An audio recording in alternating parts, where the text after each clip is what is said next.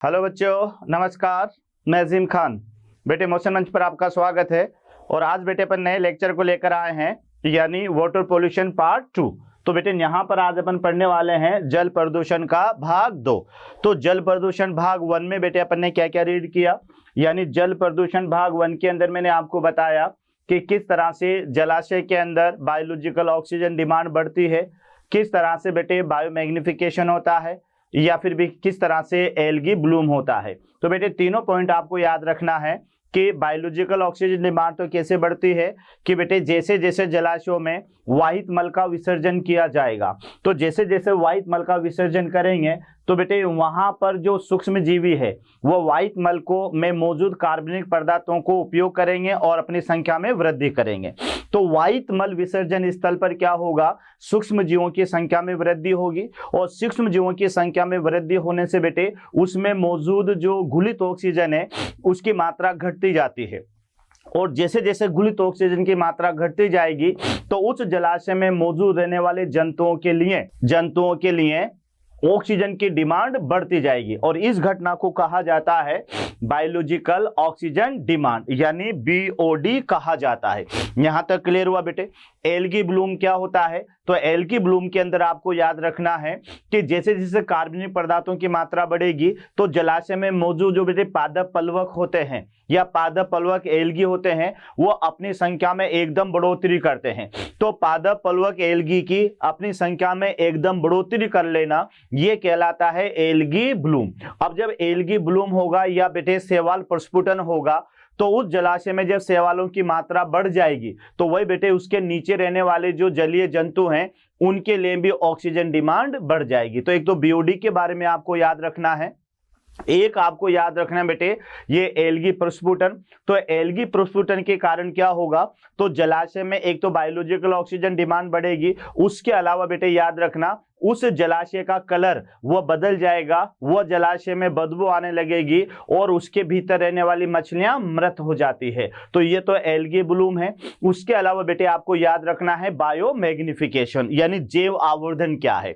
तो जैव आवर्धन में आपको याद रखना है कि बेटे जो फैक्ट्रियों से निकलने वाला जो जल होता है, इस जलाशय के अंदर कई प्रकार की भारी धातुएं भी होती है, जैसे कैडमियम हो सकता है ना बेटे, एल्यूमिनियम हो सकता है, और पारा यानी जो है एचजी या मरकरी भी इसमें हो सकती है। डीडीटी का नाम सुना हो बेटे, ये भी इसके अंदर हो सकता है।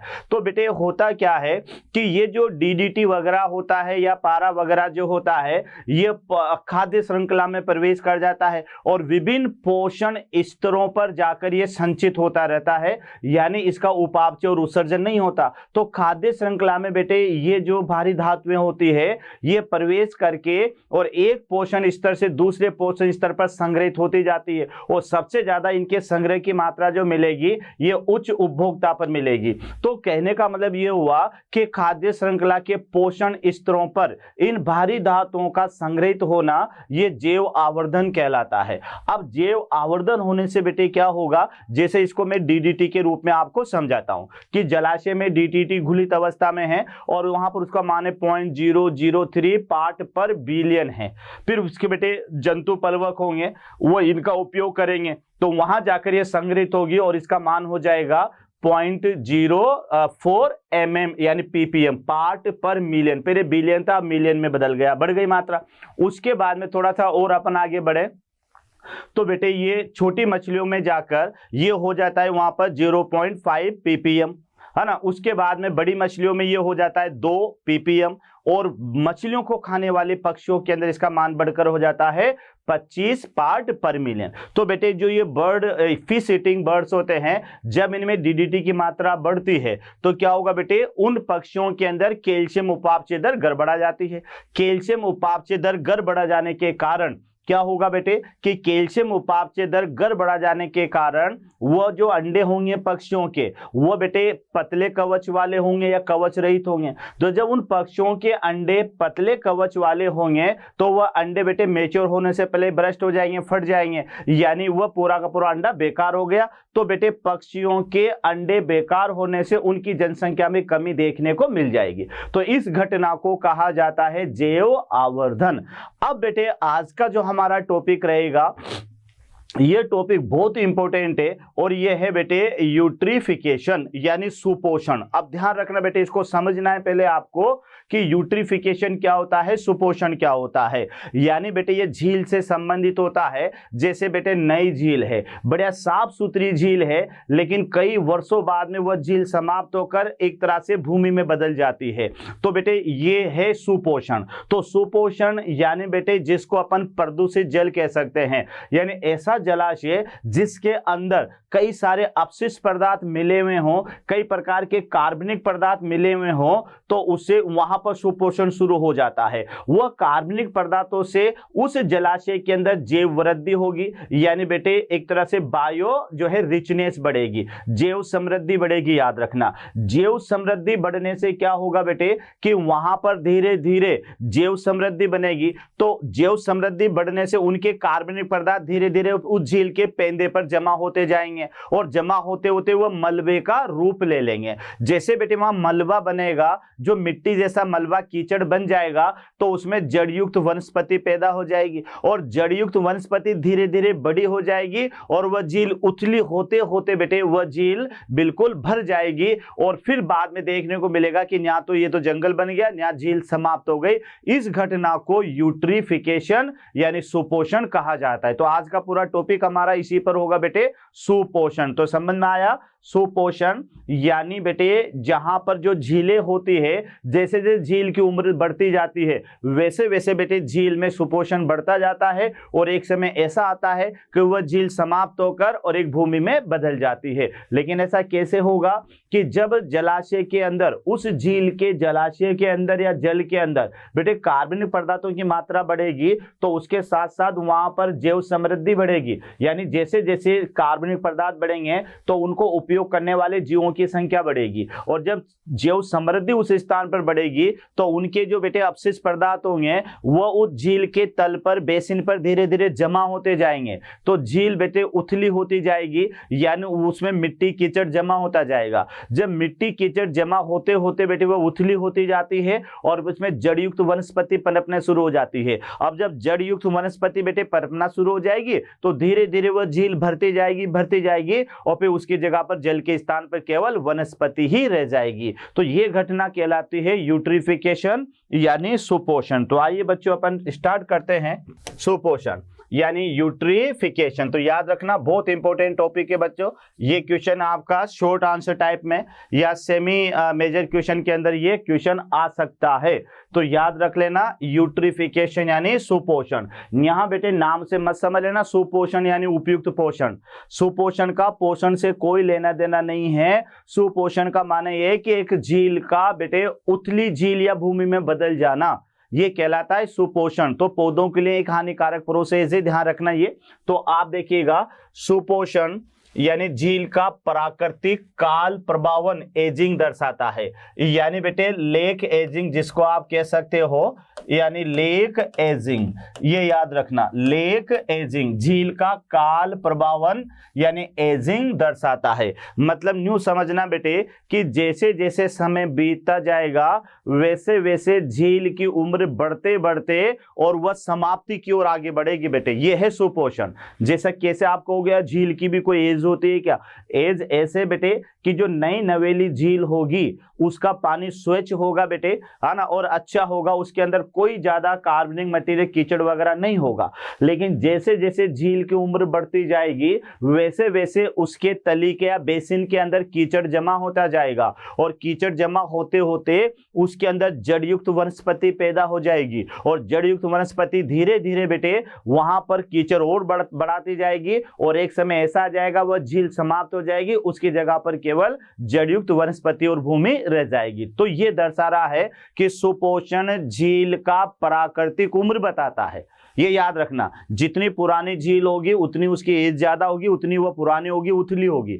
जितनी उम्र कम होगी, नई झील होगी, उतनी बेटे वो उथली नहीं होगी, गहरी होगी। तो यहां देखो ये पहला पॉइंट आपको याद रखना है कि यूट्रिफिकेशन झील की उम्र बताता है, एजिंग बताता है, यानी झील की अधिक उम्र का हो जाती है। यानी बेटे यहाँ पर काल प्रभावन का माने होता है झील का अधिक उम्र का हो जाना। तो याद रखना कि जो झील बेटे नई होगी उसमें यूट्रिफिकेशन कम होगा, और जिस झील की उम्र ज्यादा होगी उसमें यूट्रिफिकेशन भी क्या होगा, ज्यादा होगा। आगे देखो बेटे, यह इसके जल की जैव समृद्धि के कारण होता है, यानी इसको कहा जाएगा बेटे बायो रिचनेस। बायो रिचनेस यानी जो यूट्रिफिकेशन होता है ये किसकी वजह से होता है बेटे, जैव समृद्धि के कारण होता है। अब एक बार फिर समझ लो कि जैव समृद्धि क्या है, यानी किसी भी जलाशय में जीवों की संख्या का बढ़ना, उसको कहा जाएगा बायो रिचनेस। अब बेटे जैव समृद्धि क्यों आएगी, तो जैव समृद्धि आएगी उसमें मौजूद कार्बनिक पदार्थों के कारण, क्योंकि जलाशय में जितना ज्यादा न्यूट्रिशन अवेलेबल रहेगा उतना ही ज्यादा बेटे वहां पर जैव समृद्धि ज्यादा होगी।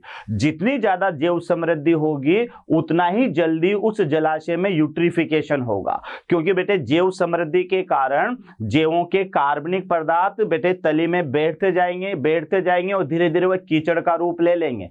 और बेटे जैसे जैसे समय बढ़ता जाएगा कीचड़ की मात्रा बढ़ती जाएगी और वह झील उथली होती जाएगी, यानी कीचड़ से भरती जाएगी। और एक समय ऐसा आ जाएगा कि बेटे वह झील पूरी कीचड़ से भरकर वहां पर जड़युक्त वनस्पति पैदा हो जाएगी और उस झील का अस्तित्व समाप्त हो जाएगा। तो याद करो बेटे कि यूट्रिफिकेशन क्या है, यानी एक तरह से झील का उम्र का बढ़ना या झील का समाप्तिकरण, ये यूट्रिफिकेशन है। तो देखो बेटे कि ये जो झील में यूट्रिफिकेशन है ये बेटे किसकी वजह से होता है, जल में जैव समृद्धि के कारण होता है, यानी वहां पर जीवों की संख्या के बढ़ने के कारण होता है।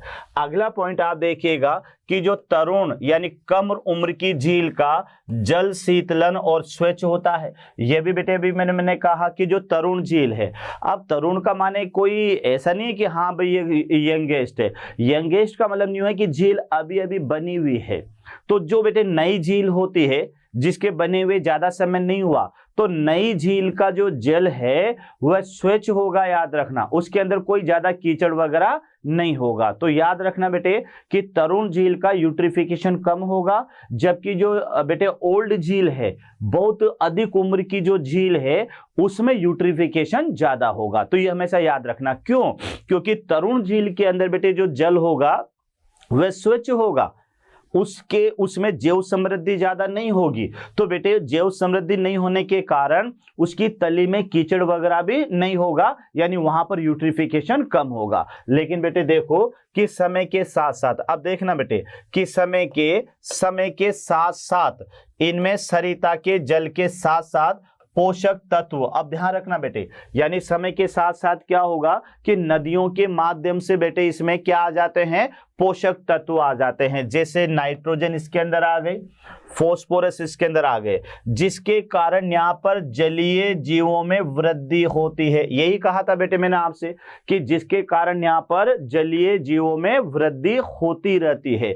यानी बेटे स्टार्टिंग कैसे होगी कि जैसे कोई झील है, अब समय के साथ साथ मान लो 100 साल हो गए, 200 साल हो गए, हजारों साल हो गए, बेटे कोई तेज प्रक्रिया नहीं है, ये सालों का समय लगता है यूट्रिफिकेशन के अंदर। तो कई समय पर बेटे कई सालों तक उस झील के अंदर कई नदियों के माध्यम से या किसी भी स्रोतों के माध्यम से पोषक तत्व उसमें आना शुरू हो जाते हैं। किस रूप में पोषक तत्व आएंगे, तो नाइट्रोजन के रूप में आ सकते हैं, फॉस्फोरस के रूप में आ सकते हैं। तो पोषक तत्व उसमें आना शुरू हो जाएंगे, और जैसे जैसे उस जलाशय के अंदर पोषक तत्वों की मात्रा में वृद्धि होगी तो बेटे उस जल के अंदर जलीय जीवों की संख्या में भी वृद्धि होगी। तो याद रखना, जल या जो जीवों की जो समृद्धि है उस जलाशय में मौजूद कार्बनिक पदार्थों के कारण है। तो जैसे जैसे जलाशय में पोषक तत्वों की मात्रा बढ़ेगी उस जलाशय के अंदर जैव समृद्धि भी बढ़ेगी या जलीय के जीवों की संख्या में भी वृद्धि होगी। फिर आगे देखो बेटे, जैसे जैसे झील की उर्वरता बढ़ती है, यानी बेटे जैसे जैसे उसके अंदर ये पोषक तत्व आते हैं वैसे वैसे उसके अंदर पादप और प्राणों की संख्या भी बढ़ने लगती है और इनके कार्बनिक अवशेष झील के तल पर बैठने लगते हैं। यही लॉजिक है बेटे पूरा का पूरा। यूट्रिफिकेशन को जानने के लिए इस पॉइंट को अच्छी तरह से समझ लेना। अगेन रिपीट कर रहा हूं कि जो नई झील होती है, तरुण झील होती है, वो बेटे जो तरुण झील है, कम उम्र की झील है, उसका जल शीतल भी होगा, ठंडा भी होगा और स्वच्छ भी होगा, है ना। जो नई नई झील है जिसकी उम्र ज्यादा नहीं है, लेकिन समय के साथ साथ क्या होगा बेटे कि उस झील में लंबे समय के बाद में किसी नदी के माध्यम से या किसी अन्य जल स्रोत के माध्यम से उस झील के अंदर पोषक तत्वों की मात्रा बढ़ना शुरू हो जाती है, जिसमें नाइट्रोजन और फास्फोरस मुख्य हैं। अब जैसे जैसे उस झील के अंदर पोषक तत्वों की मात्रा बढ़ेगी तो बेटे उस झील में जो जलीय जीव हैं उनकी संख्या में भी बढ़ोतरी होगी, जिसमें पादप और जंतु शामिल हैं। इसको कहोगे जैव समृद्धि यानी बायो रिचनेस। तो जैसे जैसे जलाशय के अंदर पोषक तत्वों की मात्रा बढ़ना शुरू होगी वैसे वैसे बेटे उस जलाशय के अंदर पादप और जंतुओं की संख्या में बढ़ोतरी स्टार्ट हो जाएगी। इसे जैव समृद्धि कहते हैं, यानी पोषक तत्वों के बढ़ने के साथ साथ झील के अंदर जैव समृद्धि भी बढ़ना शुरू हो जाती है, यानी झील के अंदर पादप और जंतुओं की संख्या में वृद्धि होती है। जैसे जैसे पादप और जंतुओं की संख्या में वृद्धि होगी तो इनके जो अपशिष्ट पदार्थ होंगे बेटे, इन पादप और जंतुओं के जो अपशिष्ट पदार्थ होते हैं वह धीरे धीरे उस झील के पेंदे पर बैठना शुरू हो जाते हैं। जैसे बेटे हमारे घरों का एक्वेरियम होता है, अगर हमने 10-12 मछलियां उस एक्वेरियम के अंदर डाल दी तो बेटे अपन साल 6 महीने के अंदर या 5 साल के अंदर 5 महीने के अंदर क्या देखते हैं कि उस एक्वेरियम के तल पर गंदगी जमा हो जाती है, जिसे निकालते हैं तो बेटे जो है क्या कहते हैं 1 इंच के लगभग गंदगी जमा हो जाती है। जैसे जैसे हमारी पानी की टंकियां होती है, अगर उसे साफ नहीं किया तो उसके अंदर बेटे गार जमा हो जाते, मिट्टी जमा हो जाते उसके पेंदे पर। वैसा का वैसा आप यहां पर समझिएगा कि जैसे जैसे पादप और जंतुओं की संख्या बढ़ेगी तो इनके अपशिष्ट पदार्थ धीरे धीरे उस झील के बेसिन पर या उसके तल पर जमा होना शुरू हो जाते हैं। तो बेटे धीरे धीरे जब ये जमा होंगे अपशिष्ट पदार्थ, ये कीचड़ का रूप ले लेंगे, ध्यान रखना, और ये कीचड़ की मात्रा बढ़ती जाएगी। धीरे धीरे बेटे यहां पर जड़युक्त वनस्पति का उगना शुरू हो जाएगा। तो जैसे जैसे जड़युक्त वनस्पति उगेगी और कीचड़ की मात्रा बढ़ती जाएगी तो ये झील का तापमान भी बढ़ जाएगा बेटे, और तापमान बढ़ जाने के कारण के साथ साथ ये उथली भी हो जाएगी, कम गहरी भी हो जाएगी, और एक समय ऐसा आएगा कि ये झील धीरे धीरे समाप्त होकर उस जगह पर झाड़ियों वाली वनस्पति पैदा हो जाती है। तो यह है यूट्रिफिकेशन। तो बेटे यहां तो आपको क्या याद करना है कि समय के साथ साथ जो नदियों के द्वारा जल के साथ पोषक तत्व जैसे नाइट्रोजन और फास्फोरस झील में आते रहते हैं, जिसके कारण जलीय जीवों में वृद्धि होती रहती है और झील की जो उर्वरता है वो भी बढ़ती है। वैसे वैसे इसमें पादप और प्राणी संख्या में बढ़ने लगते हैं और इनके कार्बनिक अपशिष्ट पदार्थ झील के तल में बैठने लगते हैं, यानी तल पर बैठते जाते हैं और कीचड़ का निर्माण करते जाते हैं। सैकड़ों वर्षों में इनमें जैसे जैसे बेटे सिल्ट और जैव मलबा, यानी जिसको आप कीचड़ कह सकते हो, यानी सैकड़ों सालों में बेटे साल्ट यानी मिट्टी होती है ये, और जैव मलबा यानी ऑर्गेनिक मलबा का ढेर लगता जाता है। वैसे वैसे झील उथली होती जाती है और क्या होती जाती है बेटे, गर्म भी होती जाती है। यानी जैव मलबा किसे कहेंगे, ऑर्गेनिक बेटे, यानी जीव के द्वारा बनाया गया कीचड़ वह जैव मलबा कहलाता है। तो बेटे हजारों सालों तक जब झील के अंदर ये जंतु और जो है क्या कहते हैं ये पौधे ये वहां पर बने रहेंगे सैकड़ों सालों तक, तो बेटे इनका जो कीचड़ है, इनके जो अपशिष्ट पदार्थ है, वो अपशिष्ट पदार्थ धीरे धीरे झील के पेंदे पर, बेसिन पर या तल पर बैठते जाएंगे और वो वहां पर साल्ट यानी साद और सिल्ट और साथ में जैव ऑर्गेनिक का निर्माण करेंगे।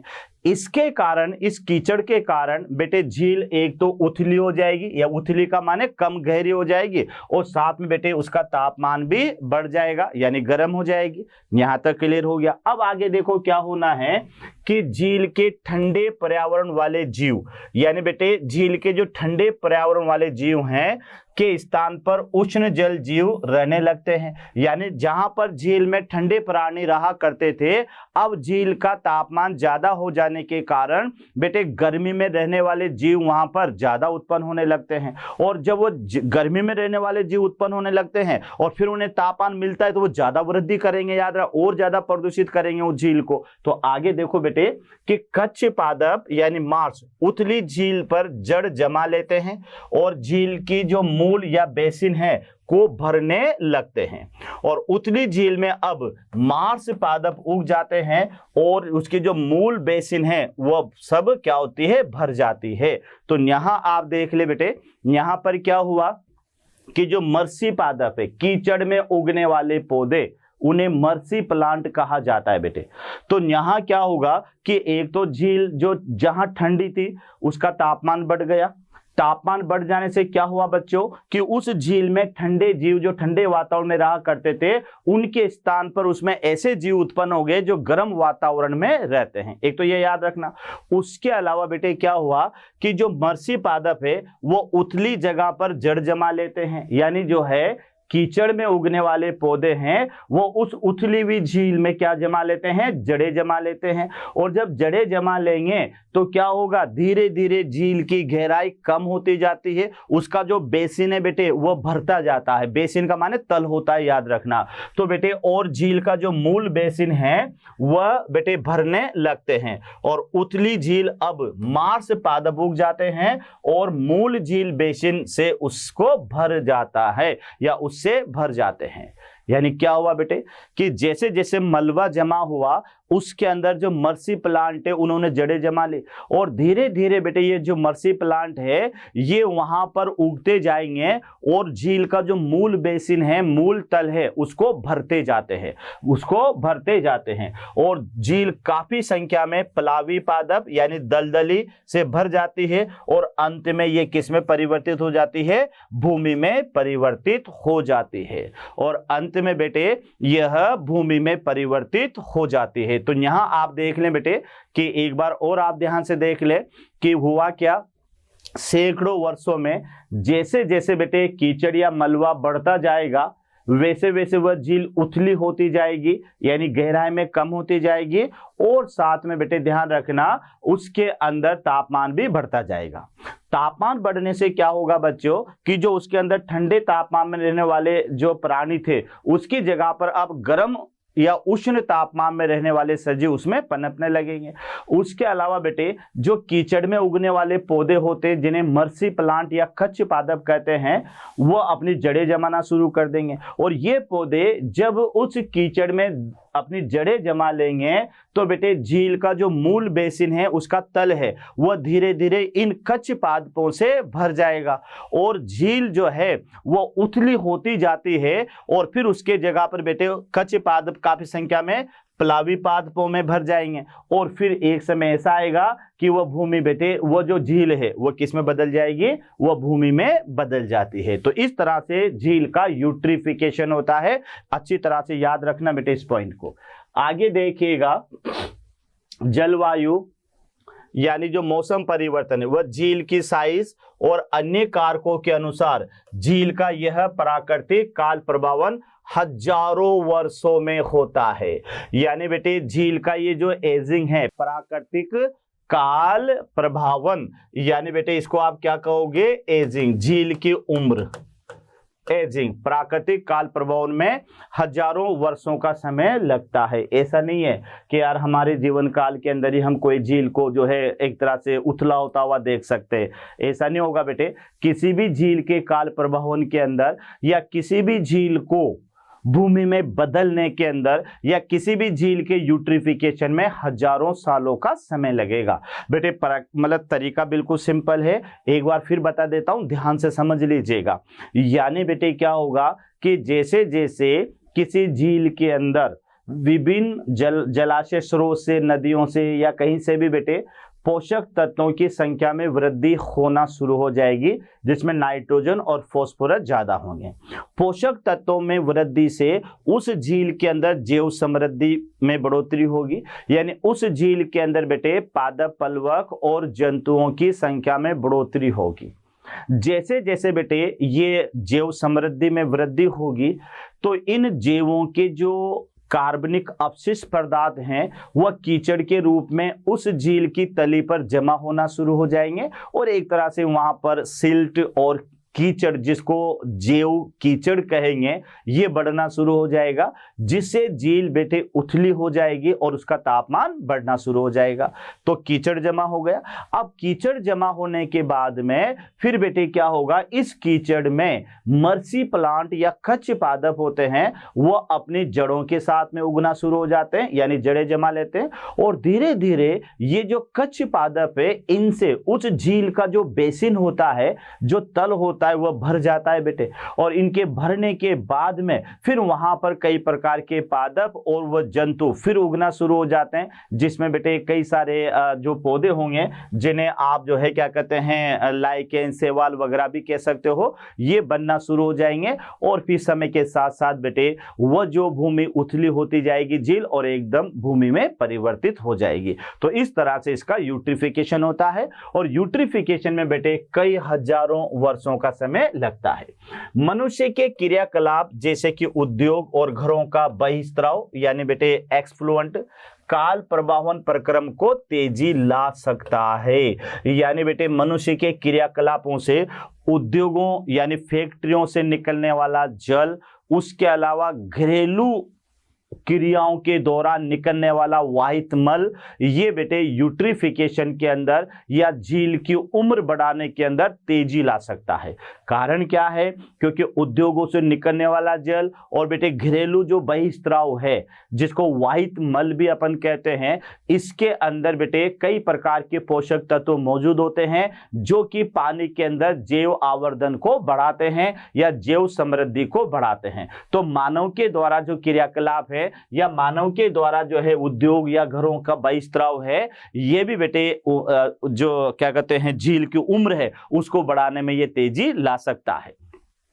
इस प्रक्रिया को संवर्धन यानी कल्चर या भी त्वरित सुपोषण यानी एक्सीलरेटेड यूट्रिफिकेशन कहा जाता है। तो ये भी ध्यान रखना बेटे, यानी एक्सीलरेटेड यूट्रिफिकेशन यानी जिसको त्वरित सुपोषण कहते हैं। तो ये क्वेश्चन आ सकता है, यानी एक्सीलरेटेड यूट्रिफिकेशन कहते हैं।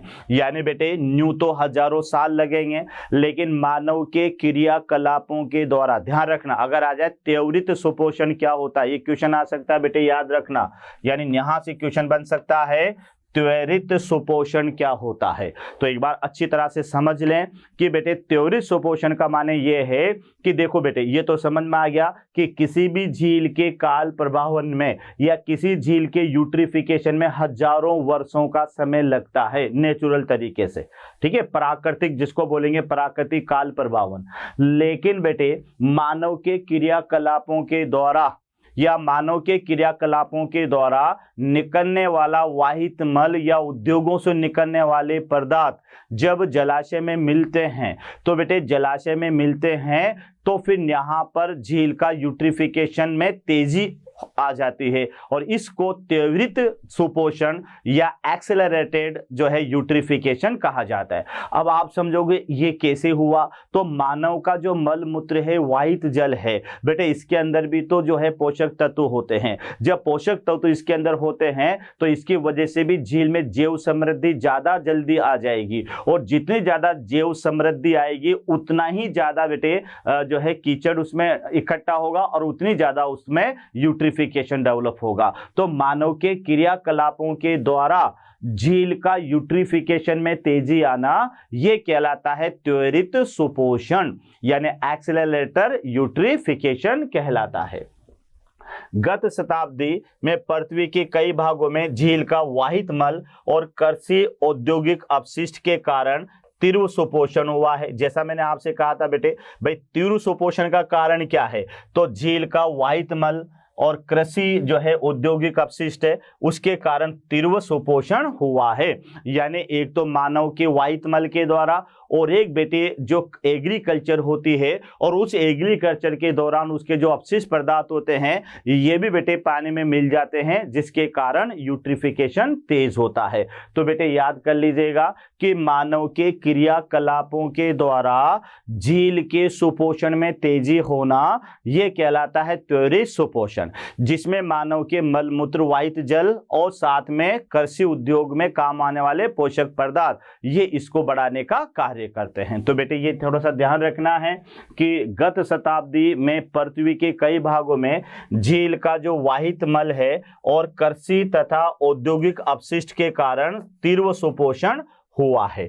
यानी पृथ्वी के कई क्षेत्रों में देखा गया है कि मानव के क्रियाकलापों के दौरान उत्सर्जित वाहित मल, उसके अलावा कृषि और औद्योगिक से निकलने वाले जो अपशिष्ट पदार्थ है इसके कारण त्वरित सुपोषण में तेजी आई है या त्वरित सुपोषण हुआ है। तो बेटे ये आपको यहां पर याद रखना है।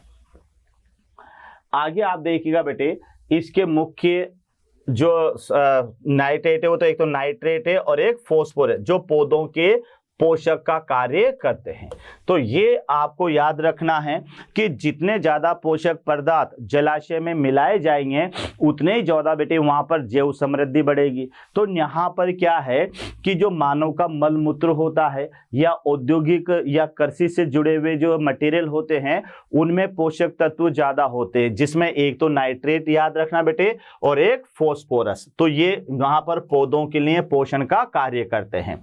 इनके कारण क्या होगा बेटे, इस पोषण के कारण शैवाल की वृद्धि होगी और अति उद्दीपित होती है और यह अरुचिकर गंध निकलती है। इसको आप बेटे कहोगे शैवाल प्रस्फुटन। इसको आप कह सकते हो शैवाल प्रस्फुटन, शैवाल प्रस्फुटन, या फिर इसको आप बोलोगे एल्गी ब्लूम। इसे आप एल्गी ब्लूम भी कहोगे। तो एक बार फिर मैं रिपीट कर रहा हूं कि जैसे जलाशय के अंदर बेटे पोषक तत्वों की मात्रा बढ़ेगी और खास तौर से बेटे किसकी मात्रा बढ़ेगी, नाइट्रेट और फॉस्फोरस की। तो नाइट्रेट और फॉस्फोरस की मात्रा में उस जलाशय में मौजूद जो शैवाल है उसकी संख्या में अत्यधिक वृद्धि होगी और अत्यधिक वृद्धि हो जाने के कारण उस जलाशय का कलर चेंज हो जाएगा और उसमें गंध आना शुरू हो जाएगी। तो इसको बेटे एल्गी ब्लूम या शैवाल प्रस्फुटन कहते हैं। तो बेटे शैवाल प्रस्फुटन हो गया और ऐसा होने से जल में विलीन ऑक्सीजन यानी बेटे जिसको डीओ कहोगे, डिजोल्व ऑक्सीजन, जो अन्य जल जीवों के लिए अनिवार्य है वह समाप्त हो जाती है। यह भी याद रखना बेटे कि जैसे जैसे ही एल्गी ब्लूम होगा यानी किसी जलाशय के अंदर बेटे एल्गी बहुत ज्यादा मात्रा में बढ़ जाएगी संख्या में, तो उसके नीचे जो डिजोल्व ऑक्सीजन है उसकी कमी होना शुरू हो जाएगी। अब कमी होना शुरू हो जाएगी तो बेटे जो मछलियां हैं वह मरना शुरू हो जाएगी। तो फिर आगे देखो बेटे कि साथ ही झील में बहकर आने वाले अन्य प्रदूषक संपूर्ण मछली जनसंख्या को विषाक्त कर देते हैं। संपूर्ण मछली जनसंख्या को, यानी एक मीना माता रोग है बेटे, ये मीना माता रोग। तो मीना माता रोग ये एक अपशिष्ट की वजह से होता है जिसका नाम है मरकरी। तो मरकरी ज्यादा इकट्ठा हो जाने के कारण उस जलाशय की मछलियां मरना शुरू हो गई थी, या उस जलाशय में मछलियों को खाने से बेटे वहां के व्यक्तियों के अंदर ये बीमारी रोग हुई जिसको मीना माता रोग कहते हैं। क्योंकि एक मीना माता खाड़ी है जापान की, उस खाड़ी के अंदर बेटे मछलियों को खाने से व्यक्तियों के अंदर ये रोग हुआ था। तो यहाँ आप अच्छी तरह से देख लें बेटे, यहां पर आपको कैसे देखना है कि यहां आप देखें कि बेटे जिसके कारण शैवाल की वृद्धि अति वृद्धि यानी अति वृद्धि भी कैसे ज्यादा, तो जिसके कारण अरुचिकर गंध निकलती है, इसे शैवाल प्रस्फुटन कहा जाता है।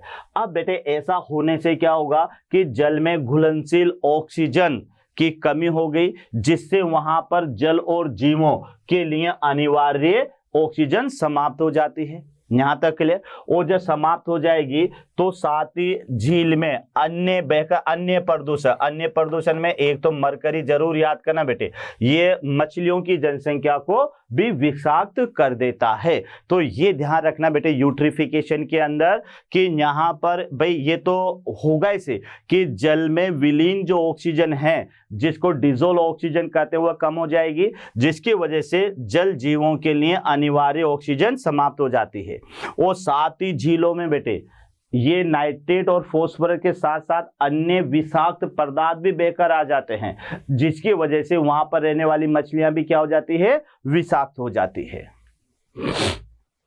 अब विद्युत उत्पादित यूनिट यानी यहां पर आप देखिएगा बेटे कि विद्युत उत्पादित यूनिट यानी तापीय विद्युत संयंत्रों से बाहर निकलने वाले तापीय अपशिष्ट जल दूसरे महत्वपूर्ण श्रेणी के प्रदूषक हैं। ये भी प्रदूषक है लेकिन ये दूसरे महत्वपूर्ण श्रेणी के प्रदूषक है। तापीय अपशिष्ट जल में उच्च तापमान के प्रति संवेदनशील जीव को तो जीवित नहीं रह पाते हैं, जिससे उनकी संख्या में कमी आ जाती है, लेकिन अत्यधिक शीत क्षेत्रों में पौधे और मछलियां इसमें वृद्धि ज्यादा होती है। यानी यहाँ भी देखो बेटे जो तापीय संयंत्र होते हैं उनसे गर्म जल बाहर निकलता है, तो जब गर्म जल बाहर निकलता है और वह जलाशय में मिलता है तो उसका तापमान बढ़ जाता है। तो बेटे क्या होता है कि यहाँ पर दूसरे महत्वपूर्ण श्रेणी का प्रदूषक है तापीय अपशिष्ट जल में उच्च तापमान के प्रति संवेदनशील जो जीव हैं वह जीवित नहीं रह पाते हैं। यानी याद रखना बेटे कि ऐसे जीव जो ज्यादा तापमान के प्रति संवेदनशील है वो मरना शुरू हो जाते हैं, लेकिन जो जीव बेटे ठंडे क्षेत्रों में रहते हैं और उन्हें अगर गर्म तापमान मिल जाता है तो फिर वहां पर उनकी संख्या में बढ़ोतरी होना शुरू हो जाती है। तो याद रखना कि यहाँ पर झीलों में पोषक तत्वों के साथ साथ बेटे जो तापीय संयंत्र होते हैं उनसे गर्म जल भी बेटे यहाँ पर मिलता रहता है जलाशय में, और जब जलाशय में तप्त जल मिलता रहता है तो जलाशय का तापमान बढ़ जाता है। तापमान बढ़ जाने के कारण क्या होगा कि ऐसे जंतु जो ज्यादा तापमान के प्रति संवेदनशील होते हैं इसे सहन नहीं कर पाते हैं तो वह मरना शुरू हो जाते हैं। यानी जब अगर जलाशय में विद्युत संयंत्रों से निकलने वाला गर्म जल मिलाया जाएगा या मिल जाता है बेटे तो वहां का तापमान बढ़ेगा, और तापमान बढ़ेगा तो उस जलाशय में जो जंतु रहते हैं और तापमान के प्रति संवेदनशील है तो वो मरना शुरू हो जाएंगे। और जिस जलाशय में बेटे ठंडे क्षेत्रों में यहाँ पर देखिएगा कि यहाँ पर शीत क्षेत्रों में जिसमें पौधे रहते हैं या मछलियां रहती है, जब उनमें बेटे गर्म जल जाएगा तो उनकी संख्या में बढ़ोतरी होगी। तो ये बेटे यहाँ पर आपको याद रखना है। अगला टॉपिक हमारा आता है एग्रीगेट वेस्ट वाटर ट्रीटमेंट यानी एकीकृत अपशिष्ट जल उपचार। यानी बेटे किस तरह से व्हाइट मल का उपचार किया जाता है वो यहाँ पर अपन को देखना है। तो आप देखिएगा कि व्हाइट मल सहित अपशिष्ट जल का उपचार एकीकृत ढंग से कृत्रिम और प्राकृतिक दोनों प्रक्रमों को मिला जुला कर किया जाता है। यानी बेटे आर्टिफिशियल तरीका भी यूज लेंगे और प्राकृतिक तरीका भी यूज लेंगे। यानी जो जलाशय है जिसके अंदर व्हाइट मल है अब उसका उपचार कैसे किया जाएगा, तो बेटे क्लोरीन मिलाकर भी उसका उपचार किया जाता है। उसके अलावा बेटे कई जो है प्राकृतिक जो बैक्टीरिया वगैरह है उनसे भी उसका उपचार किया जाता है। तो ये अपन को यहाँ पर देखना है। तो इस प्रक्रम के में कैलिफोर्निया के उत्तरी तट पर एक अकाटा शहर में किया गया। ये जो है बेटे प्रयास किया गया सबसे पहले ये उत्तरी तट पर जो अकाटा क्षेत्र है किसका, कैलिफोर्निया का। अब देखते हैं बेटे यहाँ पर ऐसा क्या किया गया कि जिसकी वजह से वहां पर जल शुद्ध हो गया। तो बेटे यहाँ पर क्या किया कि हम्बोल्ट स्टेट यूनिवर्सिटी में, यानी यहाँ आपको याद रखना है कि बेटे जो व्हाइट मल का या अपशिष्ट जल का जो उपचार है वह एकीकृत ढंग से कृत्रिम और प्राकृतिक दोनों प्रक्रमों के द्वारा किया जाता है। और ऐसा प्रयास जो सबसे पहले शुरू हुआ वह कैलिफोर्निया के उत्तरी तट पर मौजूद जो अकाटा शहर है वहां से बेटे ये प्रयास शुरू किया गया। तो देखिएगा कि हैम्बोल्ट स्टेट यूनिवर्सिटी के जीव वैज्ञानिकों के सहयोग से शहर के लोगों ने एक प्राकृतिक तंत्र के अंतर्गत एकीकृत जल उपचार प्रक्रम तैयार किया, यानी एग्रीगेट वाटर ट्रीटमेंट प्रोसेस तैयार की वहां के लोगों ने। अब इस प्रोसेस में बेटे क्या किया ये आप देखिएगा। यहाँ पर बेटे क्या हुआ कि जलोपचार का कार्य 2 चरणों में किया गया। पहला चरण तो क्या था कि परंपरागत अवसादन यानी बेटे ट्रेडिशनल सेडिमेंटेशन है, जिसमें निस्यंदन और क्लोरीन द्वारा जल का उपचार किया जाता है। यानी निस्यंदन का माने पहले घुमाकर उसको बॉटम में बिठा देना और उसमें क्लोरीन का मिला देना। तो ये तो पहला उपचार था बेटे, याद रखना कि पहला उपचार था परंपरागत अवसादन यानी ट्रेडिशनल सेडिमेंटेशन, जिसमें निस्यंदन और क्लोरीन द्वारा जल का उपचार किया जाता है। यह आज भी बेटे आप देखा होगा कि जलों के उपचार में क्लोरीन मिलाया जाता है ना। ज्यादा क्लोरीन मिला देते तो पानी कड़वा सा लगने लगता है ना, तो ये भी उपचार में काम आती है क्लोरीन। लेकिन दूसरे उपचार में क्या क्या बेटे, इस चरण में भी खरपतवार प्रदूषक जैसे भारी धातु काफी मात्रा में घुले रह जाते हैं, यानी ये पूरा का पूरा इसका ट्रीटमेंट नहीं कर पाते हैं। तो बेटे यहाँ पर आपको याद रखना है कि यहाँ पर जो परंपरागत अवसादन है इसमें निस्यंद और क्लोरीन को मिलाकर बेटे जल उपचार किया जाता है, लेकिन इस जल उपचार के माध्यम से भारी धातुएं जो होती है वो बेटे अलग नहीं हो पाती है। तो फिर अगला उपचार क्या है बेटे, तो यहाँ देखिएगा दूसरी विधि जो आती है कि जैव वैज्ञानिकों ने लगभग 60 हेक्टेयर कच्छ की भूमि में एक श्रृंखला विकसित की और इस क्षेत्र में उचित पौधे, शैवाल, कवक और जीवाणु छिड़के गए। ये याद रखना बेटे कि उन्होंने पहले 60 हेक्टेयर भूमि को बेटे एक श्रृंखला विकसित कर ली और उस क्षेत्र में उन्होंने उचित पौधे, शैवाल, कवक और जीवाणुओं को छिड़क दिया, जो प्रदूषकों को निष्प्रभावी और अवशोषित और स्वांगीकृत करते हैं। यानी बेटे ध्यान रखना कि इन्होंने क्या किया दूसरे मेथड के अंदर कि जो कच्छ की भूमि थी बेटे, यानी 60 हेक्टेयर कच्छ की भूमि में पहले एक उसको चूज कर लिया एक श्रेणी के रूप में, फिर उस 60 हेक्टेयर भूमि के अंदर बेटे उचित पौधे, शैवाल, कवक और जीवाणु को वहां पर लगाया, पनपने दिया, जिससे क्या हुआ बेटे कि निष्प्रभावी ढंग से इनके द्वारा वह अवशोषित हो जाते हैं और स्वांगीकृत यानी एसिमिलेशन करते हैं।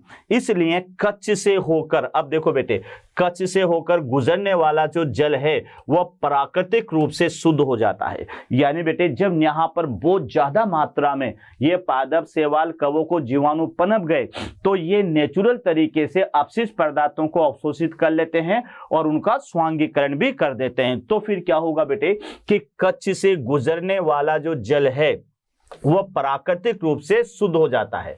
कच्छ एक अभयारण्य की तरह कार्य करता है और उच्च स्तरीय जैव विविधता, उच्च स्तरीय बायोडाइवर्सिटी और मछलियां और जानवर और पक्षियों का यहाँ पर वास करते हैं। तो बेटे ये एक नेचुरल तरीका था, याद रखना कि पहले वहां के जो व्यक्ति थे उन्होंने 60 हेक्टेयर में बेटे एक श्रेणी तैयार की और उस श्रेणी के अंदर उन्होंने पादप, जल और क्या कहते हैं जंतु, सूक्ष्म जीव, शैवाल ये सब वहां पर उगाए, जिसकी वजह से वहां पर जो अपशिष्ट पदार्थ हैं वह इनके द्वारा बेटे अवशोषित हो जाते हैं, वह स्वांगीकृत हो जाते हैं और जब जल इस कच्छ की भूमि से होकर गुजरता है तो वह जल शुद्ध हो जाता है। तो ये याद रखना, जिसकी वजह से बेटे कच्छ जो है वह एक अभी सेंचुरी के रूप में मौजूद है और इस कारण से यहाँ पर बायोडाइवर्सिटी ज्यादा देखने को मिलती है और मछलियां ज्यादा होती है, जानवर और पक्षी इस क्षेत्र में ज्यादा वास करते हैं। इस परियोजना की देखभाल तथा सुरक्षा नागरिकों का एक समूह करता है जिसका नाम है फ्रेंड्स ऑफ अकार्टा मास, यानी इसको FOAM कहेंगे, यानी फ्रेंड्स ऑफ अकार्टा मास द्वारा की जाती है। तो ये याद रखना बेटे, यानी कच्छ की यह परियोजना है जहां पर इसकी देखभाल अब एक समूह करता है FOAM, फ्रेंड्स ऑफ अकार्टा जो है ये मेम्ब्रेन या मेंबर्स जिसको अपन कहेंगे मार्स, ये करता है। तो ये था बेटे हमारे पास में यानी जैव वैज्ञानिकों के द्वारा जो है जल का अपशिष्ट जल उपचार। तो बेटे ये आपको यहाँ पर याद रखना है। आगे आप देखो बेटे कि अपशिष्ट को दूर करने के लिए जल यानी वाहित मल के निर्माण की जरूरत होती है, लेकिन मानव अपशिष्ट या जिसको एक्सक्रीटा कहते हैं मल मूत्र के निपटान के लिए जल जरूरी ना हो तो टॉयलेट के फ्लश ना करना पड़े तो जल की कितनी बचत होगी ये भी याद रखना, क्योंकि टॉयलेट के फ्लश में कितना जल निकल जाता है। मानव मलमूत्र के हैंडलिंग के लिए इकोसिस्टम स्वच्छता एक नींवही तंत्र है जिससे शुष्क टॉयलेट या कंपोस्ट का प्रयोग किया जा सकता है। तो यह भी बेटे जल की हानि को बचाने का एक कारण है, जिसमें शुष्क टॉयलेट आते हैं, यानी वहां पर प्लस न करना पड़े और जो मानव का मल मूत्र है उसका निपटारा बिना जल से ही हो जाए, तो इसको शुष्क टॉयलेट कहा जाएगा, ड्राई टॉयलेट कहा जाता है। आगे आप देखिएगा बेटे कि मानव आपसी निमाटन के लिए व्यवहारिक, स्वास्थ्यकर और कम लागत का ये तरीका है, क्योंकि इसमें बेटे जल की कम हानि होगी, तो फिर ये व्यवहारिक और स्वास्थ्य रूप से एक अच्छा तरीका माना जाएगा। मुख्य बात यह है कि कंपोस्ट की इस विधि में मानव मल मूत्र का पुनः चक्रण करके ये संसाधन यानी प्राकृतिक उर्वरक के रूप में इसे परिवर्तित किया जा सकता है। आजकल बेटे यही होता है कि मानव मल मूत्र को इकट्ठा कर लिया जाता है और उसे वापस बेटे नेचुरल खाद बना करके उसे जो है पौधों को छिड़का दिया जाता है, या ये खाद वापस पौधों के लिए उपयोग में आ जाती है। इसमें रासायनिक खाद की आवश्यकता कम होती है, ये याद रखना बेटे, इसमें रासायनिक खाद की आवश्यकता भी कम होती है। और केरल के कई भागों में श्रीलंका की इकोसोन शौचालय या टॉयलेट का प्रयोग किया जा रहा है। ये केरल के विभिन्न भागों में आजकल बेटे इसी का तरह का ये है प्रयोग किया जा रखा है, जिसे इकोसोन शौचालयों के रूप में जाना जाता है। गड्ढा होता है, उसमें मलमूत्र इकट्ठा होता है, उसको बेटे खाद के रूप में तैयार कर लिया जाता है और पुनः चक्रण के बाद उन्हें वापस प्लांट के ऊपर छिड़क दिया जाता है, मिट्टी में मिला दिया जाता है, जिसके कारण बेटे ये पौधों के लिए वापस उपजाऊ का कार्य करते हैं। तो ये प्रणाली अभी केरल में शुरू की गई है, जिसको इकोसोन शौचालयों के नाम से जाना जाता है। तो ये टॉपिक था बेटे जो आपको याद रखना है, एकीकृत अपशिष्ट जल का उपचार यानी वाटर पॉल्यूशन। वाटर पॉल्यूशन, तो ये बेटे आपको याद रखना है। चूंकि मैंने आपसे कहा बेटे ये प्रदूषण वाला टॉपिक चल रहा है, इसमें तो आपको याद ही करना है, इसमें आपको बेटे जो है समझ के पढ़ के अच्छी तरह से इसको लर्न करना है, क्योंकि थ्योरेटिकल टॉपिक है, इसमें कोई डायग्रामेटिक ऐसी चीज नहीं है जिसको बेटे अपन डायग्राम बनाकर समझा सके। ये थ्योरेटिकल पार्ट है जो आपको एक एक चीज जो है समझ समझ के याद करनी है, बार बार रिपीट कर करके ये याद होगा, तब जाके बेटे ये याद होता है। और इसमें बेटे बार बार आप रिपीट कर करके जब आप पढ़ेंगे तब जाके बेटे ये टॉपिक याद होते हैं, क्योंकि थ्योरेटिकल टॉपिक याद करना इतना आसान नहीं होता है। लेकिन फिर भी बेटे ध्यान से देखें, ध्यान से समझें और समझ कर पढ़ें बेटे, तो आपको ये इजी वे में याद हो जाएगा। ओके बेटे, थैंक यू वेरी मच। आशा करता हूं हमारे टॉप एजुकेटर का यह लेक्चर आपको पसंद आया होगा। अगर पसंद आया है तो वीडियो को लाइक करिए, चैनल को सब्सक्राइब करिए और शेयर भी करिए, क्योंकि ज्ञान बांटने से बढ़ता है और सही बताऊं तो पुण्य भी मिलता है। मुझे सुनने के लिए बहुत बहुत धन्यवाद। Thank you.